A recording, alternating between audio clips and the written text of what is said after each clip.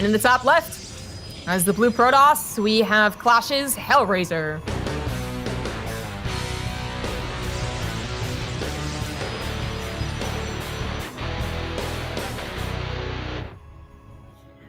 Romanticide has actually been giving us quite a lot of the longer PvPs for sure, in my experience. But as far as if you get there in a passive way or not, that's the big question marks. I think we've seen a lot of, I feel like recently I've been seeing a lot of preference on the Blink Stalker play. So, of course, that's what every PvP is nowadays. But I mean, actually pushing Blink Stalkers as in massing Blink Stalkers, not diving right into disruptors, but rather going for like a proxy pylon, proxy gateway on 3 bases, and just building a ton of stalkers and trying to hit that timing. I've seen that actually so much, and I feel like it's even on Romanticide that I've seen it a decent amount of times, that I kind of even want to say that one person's going to do that. Just non-stop production of stalkers and kind of pushing away from just right up to disruptors, right up to DTs. If it works, great. If it doesn't, then yes, we'll get into Blink Disruptor for sure.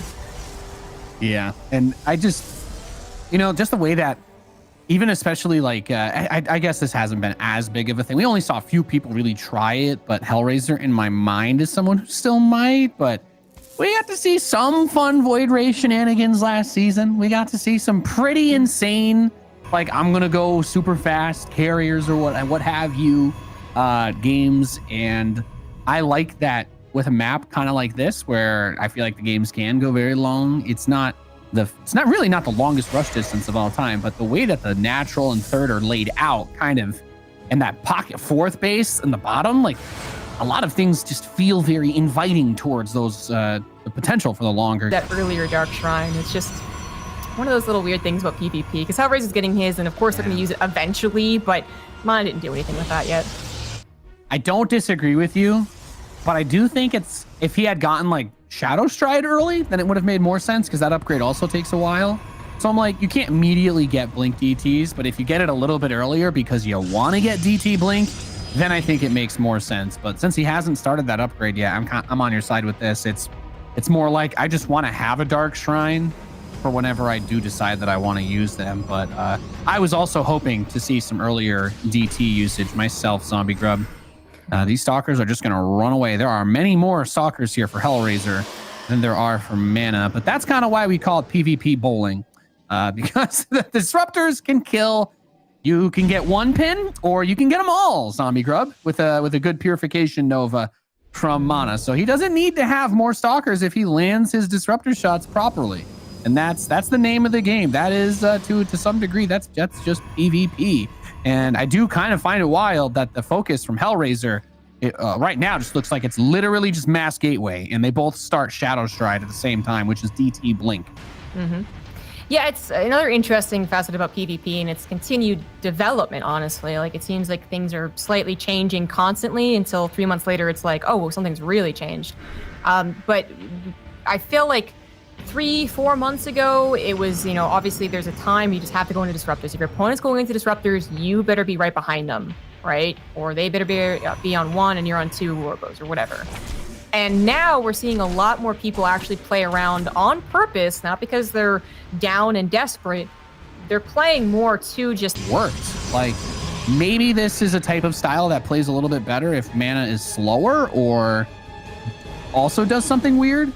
But this just, I mean, at the end of the day, it just looks like MaNa has set himself up with the ultimate. He's just got a crazy amount of disruptors that he could shoot out forever. I think it might have worked better if it was a little bit newer. I think that is becoming one of those options. It's kind of like if it's a TBT playing super drop heavy versus playing super engagement heavy, like if it's new, if you're not getting used to it fast enough, like you'll die, you'll be torn apart. But it seems like MaNa kind of even predicted this to an extent. Like his left side base was really well defended. Looks amazing. Even against the first attack, and it's been continually well defended as Hellraiser continues adding more and more units. See this just potential.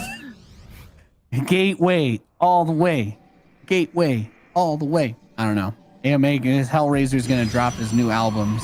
Gates on gates on gates, I suppose. He is getting gravitic drive, though. I do love to see that. I feel like this map kind of asks for prisms. You do have some decent bit of air angles that you can take. And he's got a sandwich on that middle base, but Oh my God. Everything about this is just so awkward. It's just like tons of DTs and tons of DTs. But then pushing in with the Zealots when there's this many disruptors also just seems like insane. Well, that wasn't a cancel, but I mean, they're both banking, so it's not too problematic. I mean, there's things that can still happen, right? Like MaNa could not have detection at one point and have all of its disruptors blinked on. It gets really awkward to engage GTs with like your disruptors. I mean, some of them will survive, of course, as the disruptor Nova is finally hit. And this one's pretty good, but it could have been an option for Hellraiser. Yeah, he's gone for mostly Zealots now. The DTs have died, and I don't think they're really going to cut it. MaNa's also pushing into Hellraiser. And with his own DTs blinking aggressively. I mean, when Hellraiser has a ruined maneuver, how does he win these engagements? Yeah, he can't. There's nothing he can do. There's like 7 or 8 disruptors here. Like, he could try to blink onto them and kill all of them at once and hope that none of the shots land on his stalkers. Like, I'm not going to say that that's impossible. You're just, I mean, that's a dice roll if I've ever seen one. I don't know. That's like putting your bank account on red. I'm just like, I can't condone that kind of risky behavior. I feel like Hellraiser, I didn't mind it for the thing up until about 2 minutes ago. Okay, it's kind of working out. Yeah, the disruptor's out of ammo or getting chased down, and actually every single disruptor is going to go down. He's got 3 somewhere in the back, and his DTs, MaNa's that is actually doing some damage off to the left. But that can be the strength of the mass gateway. Plus, it's going to be a bit cheaper and faster to recharge, to resupply, so you can continue with the aggression. But MaNa does now finally have his 5th base actually up and secured. This 4th has been secured throughout 5 or 6 attacks. And it does seem like Hellraiser, yeah, I think he just has to get into disruptors at some point. You know, like he wins that last engagement, great, but it was still really scary for him. And that's what I was trying to bring up, is that I feel like he's played around long enough with the mass gateways, and maybe now it is about time to go into your own disruptors. Yeah, I would not hate that. I mean, disruptors are just good. Right? There's very little, in my opinion, that you're like, very little reason not to at least always try to get a few disruptors. Whether you love them or hate them, the zoning potential is amazing, the game ending potential is amazing, and they're also just, their range is nice, right? You can kind of be a little bit protected with them. This big gateway force from Hellraiser, he does have a disruptor to back this up, getting some work done on the south side while MaNa tries to push the northeast. And I've liked the way that Hellraiser has kind of worked around with taking those bases. Even though he got pushed off of that upper center one in front of the 3rd, he was still able to secure the west side expansion. He's using his army in a manner that actually allows him to defend it. He's got 3 observers with this army, by the way. So even if those cannons did focus fire down, 1 or 2 of them, the DTs wouldn't still just be able to bail him out instantly. And we've got these trades happening on both sides now. The army supply very even. Even the resource available to both of the players is very, very close. It's a heavily control-based situation. 3, 4 DTs are going to come over to this army while he recalls, but 2 of the DTs die before the recall finishes, and there's still a bunch of observers here, so he needs to get rid of the observers first, and then he can try to micro the DTs. Good blink of the single one out of that Nova. Very, very clutch play there by MaNa, and I actually do like that he left the Archon here to get that splash damage on the probes. Yeah, it didn't work out quite so well to get the extra 5 or 6, but certainly both of them dealt damage to each other's economies. It is funny how much they're kind of getting out of here relatively even. Hellraiser just finishes +2 armor. I guess that's worth noting, as some of these engagements are all about the stalkers versus stalkers, or DTs versus stalkers.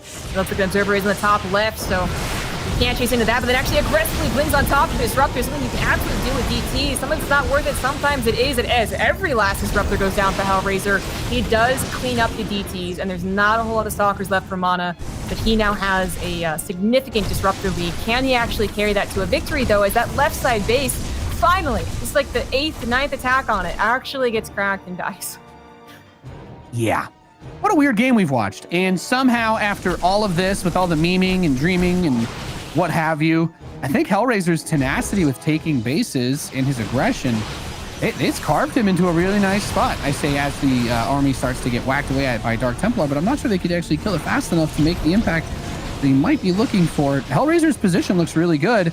At the same time, I go back to MaNa has 8 disruptors, so anything is possible. And a lot of that supply is in 28 charge lots that Hellraiser has. So he's kind of playing around with a philosophy that says, look, yes, disruptors can just, Nova themselves if the Zealots charge on them, but the control is not actually always there to make that happen. And you're usually also going to be worried about things like the rest of the other units, or your Nova's already being shot out to deal with those Stalkers. But that's what makes it tough, and he's going to try to capitalize on that now that he's gotten a few of the hits off, but there's still some Novas in the bag for MaNa, and he, in a blink of an eye, smashes down that supply lead. But if there's anything I have to still just keep giving Hellraiser credit for, he's taking that bottom left, the very bottom left corner base. MaNa's income relative to Hellraiser's is plummeting. Yeah, it is. It's not looking so hot the longer the game goes on. Gotta give credit to MaNa there, by the way. He knew what Hellraiser's plan was. As soon as those Zealots on top of his Disruptors, he was like, oh, you're gonna come in and flank me, aren't you? And already starting the fight off with one good Disruptor shot was, I think, something that other players would have just been so panicked. Because what you were talking about, the Zealots really make a panic situation when they jump on top of those Disruptors. Do I fire 2, 3, 4? Do I blink to stop them from killing my Disruptors, or wait because I know the other army's there? And we have another apparently base trade.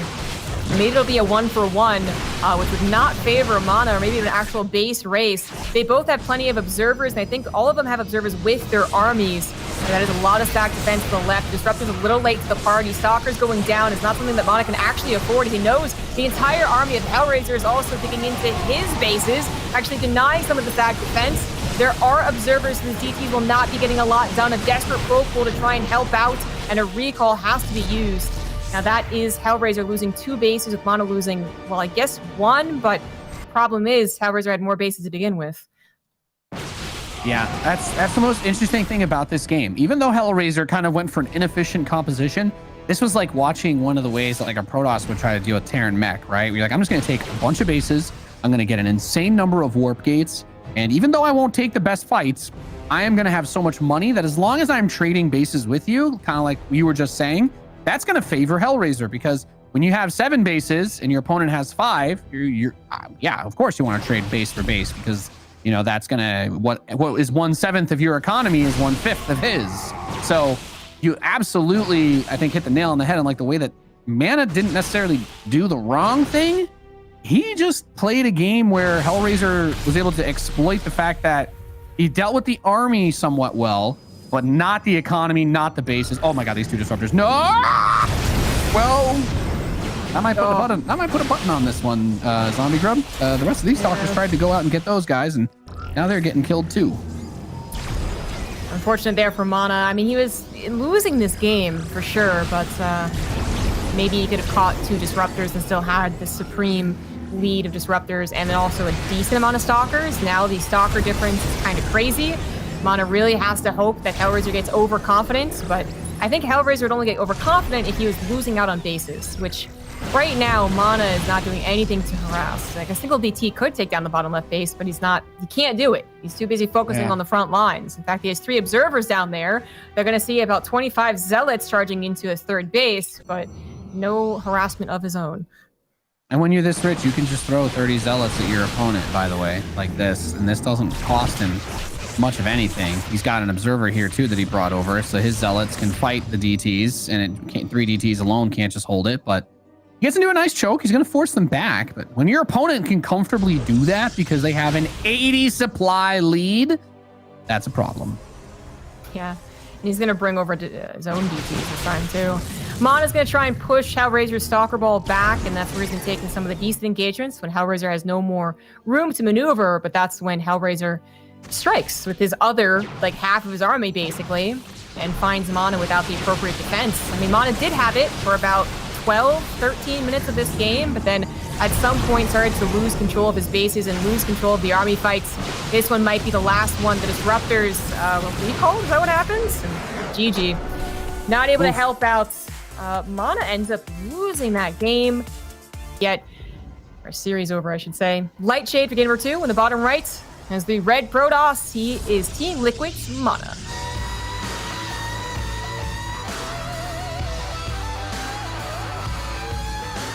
And MaNa's opponent in the northwest, the blue Protoss player leading this series 1-0. He is from Clash. He is Hellraiser. Since it's Halloween, there might be a sound still playing.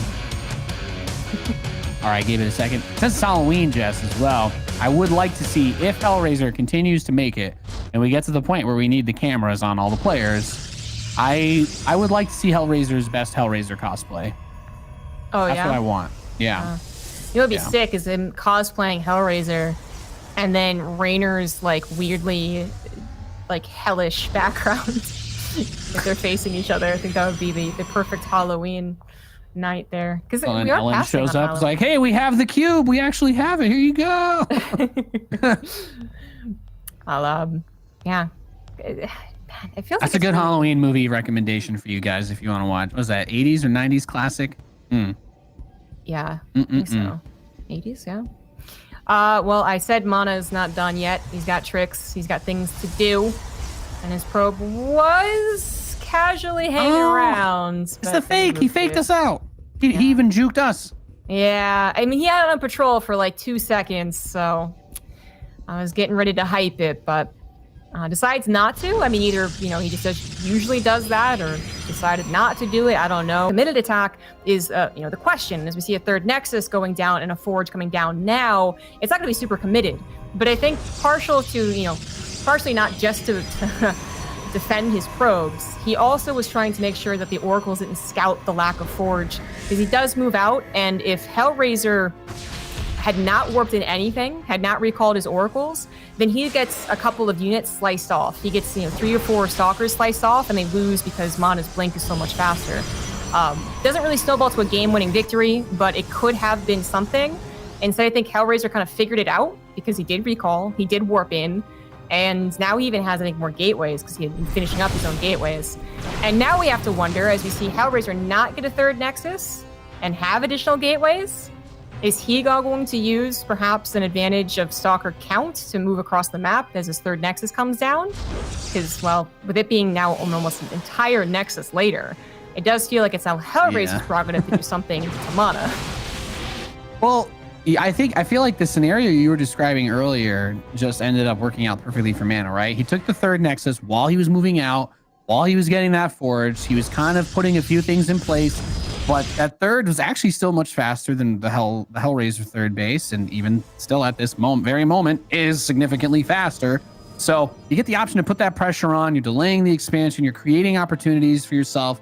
But more importantly, you're kind of like buying all this space. You're like getting the whole map in your pocket because your opponent has to give respect to that big army you have out front. If you get caught off guard or out of position, you don't have the energy for the recall immediately available at the exact second that they go in on you, you can just die because they will have the option to also recall, right? And as an attacking player, that's always something that you're going to try to keep on your mind. So Hellraiser's going to move across, try to do a bit of poking and prodding, but I'm also just going to throw a little bit of respect as well towards the direction that MaNa took this game by not going straight into like double Robo Disruptor, because I think he's also realizing that while his third may have been faster, it's possible that Hellraiser tries to, like he did on the last game, get a much faster fourth and fifth base. That could be very well where we're going. A very similar game in a couple of minutes. But yeah, right now, both are putting preference on the gateway production, as it's really hard to exactly tell if I am going to be pushed. Because right there, actually, is Hellraiser just used it as a poke when he moved up the ramp. He did have a potential. He had the +1, and some of the army supply was in like sentries that may or may not have actually helped that much, depending if they're focus fired. I mean, it's got to be you got to be careful about just putting all of the resources into a second robo, or your first robo even, and a robotics bay. So MaNa actually adding an Immortal kind of felt like it was defensive, but then he added on a Warp Prism as well, and now he's clearly engaging over on Hellraiser's side of the map. Hellraiser, he will have an upgrade advantage if he's given about 25, 30 seconds, but he doesn't have his SAG defense set up yet, and this could be kind of bloody for him. Yeah, there's not really a lot of force field energy available here too, right? It was just that one sentry, and that immediately died without doing anything, to be honest, Zombie Grub. So while, yes, you can blink behind the force fields, that means your Nexus and your probes are under attack. And I think we all know as well, having an Immortal to anchor this army makes it a lot harder too. He does blink onto the Immortal, and while he focus fired it down, that did give MaNa time for all of his other units to keep fighting, keep shooting. He's going for the Prism. He does get the Prism kill, but Zombie Grub, at what cost? Kind of all of his Stalkers, and as +2 is finishing as well. Excellent with Disruptor Blink into Tempests, or even Surprise Carry is trying to get that ahead of your opponent. So I guess that's what we didn't see in the last few games, but certainly a way to close out a PvP if it continues going on. Oh, yeah. Well, now I just, we get some of the progression. We had some good PvP. Now's the part where I break out like my inner streamer version of Pig, right? I'll just let all the filthiness come out. I want to see just, you know, like 15 carriers on each side with 30 photon cannons and shield batteries, all trying to kill each other's interceptors in midair, you know, until the point where we have so many actors in the game moving around at once that it just crashes everybody at the same time. And we're like, oh my God, we have to restart. And then we do it again, Zombie Grub. And then we do it again, except everyone plays at 720p to try and limit the potential of that happening, of crashing at least. Okay, so kind of like the Broodlord versus Broodlord scenario back in 2014, I want to say, because I think it was Heart of the Storm actually, for ZVZ before they made it not abductable. I think it was Stefano and some others who broke the game. Maybe like a fire kick or someone who gets the late game quite often. But that literally broke the game, guys. There's too many things in the game. The game was like, we can't keep making more stuff. So like, hello, stop it. We'd love to see that with carriers and interceptors. Dude, CCMU was the worst thing in Brood War, okay? People, I was not... One of the main could have done maybe 3-4 probes of damage if they, you know, was really late to the Oracles coming back. So that could have been much worse. You know, I think that could have been if he wasn't paying attention, if he was microing his Oracles on the other side of the map this entire time, could have been like 15 probes. But he brought him back and is even getting his adepts back into the main base, getting 3 of his own. Yeah, is certainly later to his 3rd Nexus. He's actually still later to Blink and +1, it looks like, as well. But at least he is taking the Dark Shrine out of the equation. And he still has Oracles, which, you know, Stasis Traps certainly can help. Just consistent scouting can help. And they can still get damage on the probe lines, too. Yeah, I do like the Stasis Traps, though, as you're talking about, being able to kind of zone out some of that space on the map. But, man, that's a really good point to bring up, though. That DTs could have gotten so much damage done, but going for the... Like, it's weird because the reason why you don't want to just throw both of them in immediately is because they could have something that can see them. But it was only that hesitation to move in that actually gave Hellraiser the time to react, or excuse me, that gave MaNa the time to react and get the shutdown on it without taking too much damage. But at the end of the day, I still really like the way that Hellraiser tries to expand aggressively. Couldn't really get it done on the last map with the way that thing started out for MaNa. But I'm also wondering if we're going to have Hellraiser play that mega gateway style again, right? Is he just going to focus on having observers, getting charged, getting his forge upgrades, leaning away from the disruptors? So far with just 3 geysers mining, I'm going to say yes. We're going to see just a mega gateway style. And MaNa, he's already built a couple of immortals. He's getting a prism. But I'm wondering if he's going to end up going back into the disruptors, or if he's going to try to just beat him at his own game, right? Just building insane amounts of gateway forces. Yeah, I'm a little surprised that he's not getting charge. He has a forge. But he's not getting charged, like, no matter what his choice is right now. Because it feels like he is going to engage. That's funny, now I can't kill the DT. But it seems like he is preparing to attack by getting a Warp Prism. But, I mean, so does opponent, and his opponent's not doing anything, right? And he's gotten a couple of Immortals, but you would think he's also going to get charged, as the game is probably going to continue, or maybe even charge with this attack would have been really great. As it is, it's later than his opponent. Now the 2 Immortals might be kind of awkward if Hellraiser does show up with a decent amount of Zealots, which is exactly what he's doing. He's one hitting a sharper timing, stronger composition, I feel like, if it's ideal. He's got that nice concave, right? +2 and charge being done. Pops the Stasis Trap he had seen with his DT earlier, I believe, and now MaNa... He's got to make sure his Immortals are actually attacking the right unit, right? And that he doesn't get concaved on, which he does by actually taking control of the high ground. But Hellraiser also had to attack the main base, but Giselle's being warped in. Recall is going to clean this up eventually. It was enough left back on the other side of the map, though. Like his 3rd base, retreat back into the shield batteries. The overcharge barely saving the Immortal. And then the Warp Prism picks it up as well. Excellent control from MaNa. Oh my God. Excellent management. Oh, what? How? Okay, well, he took some damage from that attack, but I was more than certain that we were going to see a whole lot of MaNa's auxiliary forces, the supporting units that ran over to that 3rd base, die horrible, painful deaths. First of all, great job keeping the Warp Prism alive. I do think that's one of the most important units, but having that 1 Immortal there too, with the regen, with the shields, with that stasis, just buys you so much time for the Stalkers to clean up those Zealots and make their way down to the 3rd. Yeah. I was getting real anxious watching that fight, Zombie Grub. That was Hellraiser was trying to do something really cool there, but MaNa's playing really well this game. Well, we've always known MaNa as someone who could really... He has excellent control in micro. The problem used to be that he would just be like too far down anyways, and the last minute Super Saiyan, didn't actually help him. But it feels like he's certainly been a newer MaNa in this year, and he certainly is proving that, again, he has excellent control and crisis management. Initiating a counterattack. We'll see how this works out. A couple force fields going down. The Zealots, at the very least, will be trapped behind those, and I don't think Hellraiser has the means to blink aggressively beyond those force fields, so nice little control of this fourth base. And continuing to control, he's actually getting some serious damage done. Both Immortals still alive. A Sentry for Guardian Shield. Oh, but a Dark Shrine was rebuilt. A second Warp Prism as well. So there's going to be a bit of tit for tat. The entire Nexus might fall. Yeah, I really like MaNa's army. Blinks forward, snipes the Oracle. I feel like he might have been trying to get the Prism there. As long as you have that reinforcement capability, that's really nice. By the way, his whole entire army is on top of the overcharged shield battery. Would have loved to see him focus that down a little bit faster.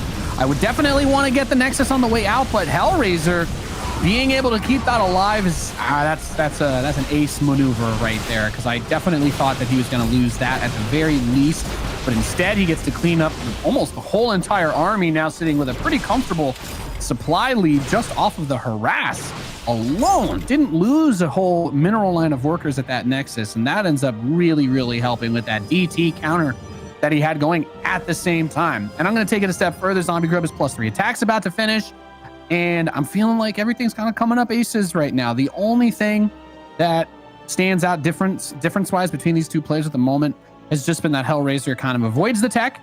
Obviously, both players are going to like DTs. DTs are fantastic in PvP, but MaNa's been trying to use the Immortals, been trying to bring out these Prisms, be a little bit more technical. Now he's just going crazy on the Stalkers, and I feel like he needs to make something happen here, and that's usually when either greatness emerges or somebody falls over painfully. I feel like he really... Maybe the best thing to do there was to try and bring some units over to that fourth and just like tap it. It is so low. I'm not sure a main engagement is going to go very well. He doesn't really catch Hellraiser that much by surprise. Hellraiser also has an upgrade lead that has kicked in. The DTs aren't helping out very much, but the Concave is superior for Hellraiser. The upgrades are superior. MaNa might be able to blink micro and Warp Prism micro his way to victory, but that would be the most impressive thing I've seen in quite some time. An Immortal helps out at the last second. I don't think he's going to be breaking any bases, so he's going to try and commit. It's not enough to just kill some of the army, because your opponent has a whole extra expansion compared to you.